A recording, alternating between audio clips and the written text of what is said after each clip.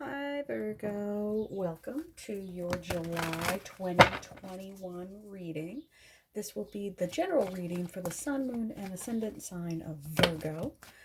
It's a general reading. If it doesn't resonate with you, that means it's not a message for you, that you may want to go look at another strong astrology sign that you may have, another reading. Take what's for you, leave the rest. Please remember to like and share and subscribe and comment. If this is your first time here, welcome. Everybody is always welcome. If this is not your first time here, welcome back. And I just want to say thank you to all of those returning viewers. There's more of you every single time I turn around, so thank you. We're going to get started, and I'm going to use the Muka Tarot for the body of the Celtic Cross, and then we'll use a few clarifiers. So let's get started.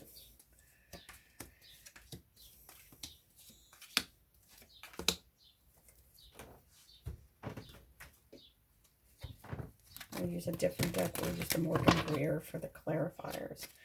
And then we'll see what goes where. All right? Okay. Center of the spread represents here and the now. Four of Cups versus is crossed by the Seven of Cups.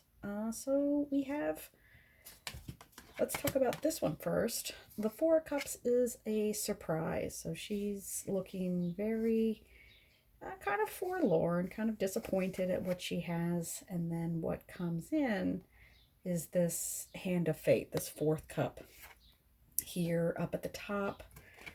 And then we have the Seven of Cups, kind of the spoiled for choice card. There's a lot of opportunity. There's a lot of different areas that this person can choose. Base of the spread. Eight of Pentacles. This is the Apprentice card. This is the nose to the grindstone, hard work. This is the Patience is the best teacher card. That's how I like to think of this one. He's working, he's, doing his trade, he is learning, he's working very hard, he's made all of these coins already, he's working on the eighth one, and he's, he's actually doing the work. So that's what a lot of people have gotten, very similar messages. A lot of this energy, this Eight of Coins energy, has come up in a lot of the readings. So July is really a lot about getting back into the swing of things, as best I can tell.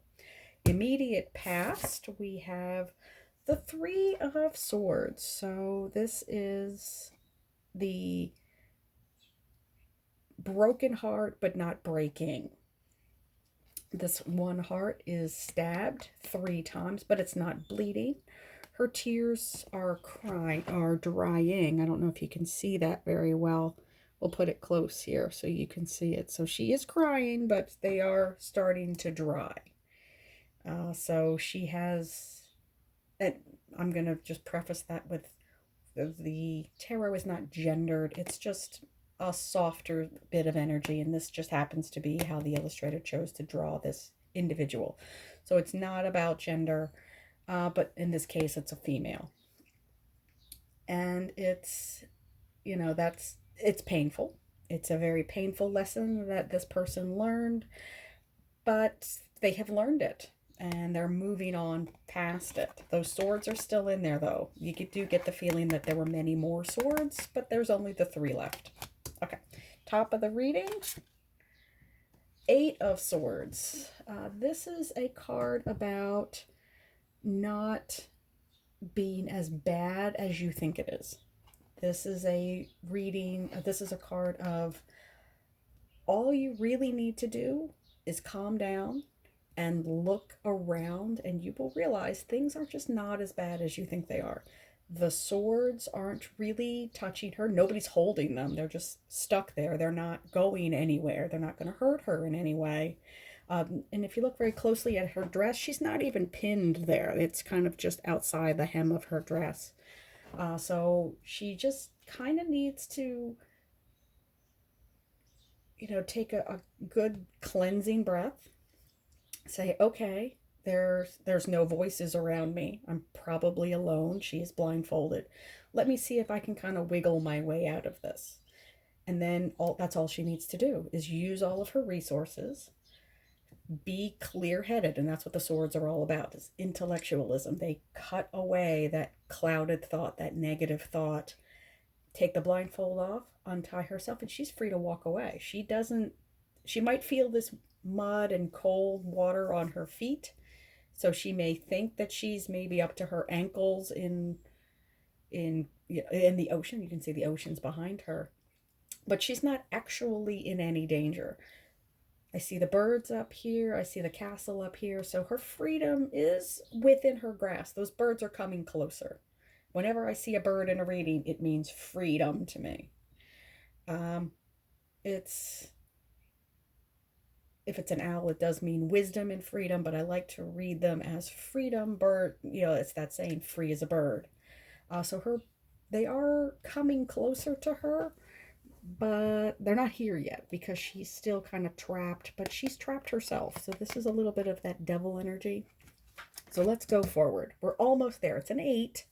10 would be the conclusion. So she's almost there. Immediate future, the world. Now see, this is what I'm talking about. This is the complete circle, that you are freeing yourself from this. Whatever the situation is, be it boredom, be it too much stimulation, too much choice, and that will take a little bit of work.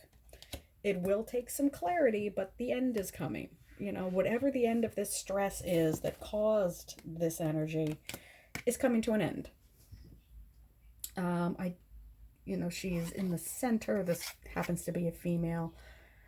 We have our elements here. So we have the Taurus, the Leo, the Emperor or Aries. I do like this. It's very, there is no beginning, there is no end. I like this circular energy. That wheel spins forward. I like that. So that's the ultimate ending. The world is the end of the tarot. So it's the completion of the energy. It's the completion of the cycle. I like that. Especially when this is in the past. I like that energy. What's in your environment? Okay, we have another major arcana.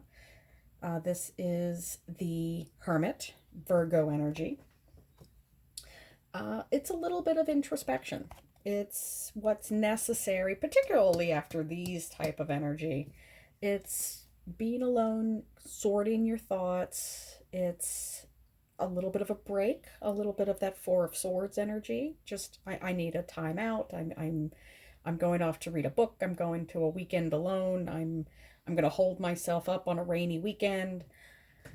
That's what this energy is. It's internal perspective. So I like that. And that's what's necessary. Sometimes it's just as simple as taking a nap, being off by yourself, introspective energy. It's holding on to, what you hold dear. You'll notice that in her lantern is the star of Aquarius. So it's a 9, another almost completion. So we've gone from the 8 to the 9. I like this. So it's that not quite there yet, but we're making progress energy. And then we have the Four of Wands, the celebration energy. We're coming into summer. I'm actually filming this in the very, very tail end of May, and I realize this will be for July, so this energy may carry over the next month or so. But it's celebration. People are celebrating. We just had Mother's Day here in the United States. We have Father's Day coming up in the United States. A lot of graduations are finally happening where kids can go and celebrate what they've accomplished. And goodness knows they've been put through the ringer these last couple of years. So yeah, it's celebration. It's wedding season here in the United States. A lot of people do the summer weddings. It's just celebrating. It's just being thankful for what you have. And hopes and dreams, completion. Yeah, this is what you're hoping for. This is Judgment, 2 10s. It's actually the card right before this one, but it is a reconciliation, a completion, a wholeness. So it's a beautiful energy. It is kind of that reconnecting, and maybe you need to do that before you go, okay, I've revisited the past. I've come out of this energy. I recognize what my mistakes were. It's time to move on. I like that. I like that. Overall outcome, Ace. The Ace of Swords. This is clarity. This is clear communication. The swords do, just as general in the suit, do cut away kind of clouded thinking, negative self-talk, clouded thinking in general. It's old style thinking, and it's a new start. We see a lot of this building up into it. I like it when it does tell a very clear picture where you go when you can step forward, forward, forward, forward, forward. It's the one. I know it's belittling the point. It's a new start. It is communication. It is clarity of mind. The swords cut away all those vines. In fact, I have a deck where it's literally cutting through, looks like grapevine, and clearing the path. I like this, Virgo. Let's see what your clarifiers bring. Oh, here we go. 2 more major arcana. So we have the Strength card of Leo. So maybe the latter part of July will become a little bit more clear for you or be very important to you. We also have the Death card, Scorpionic energy, Scorpio energy. It's not as scary as it looks.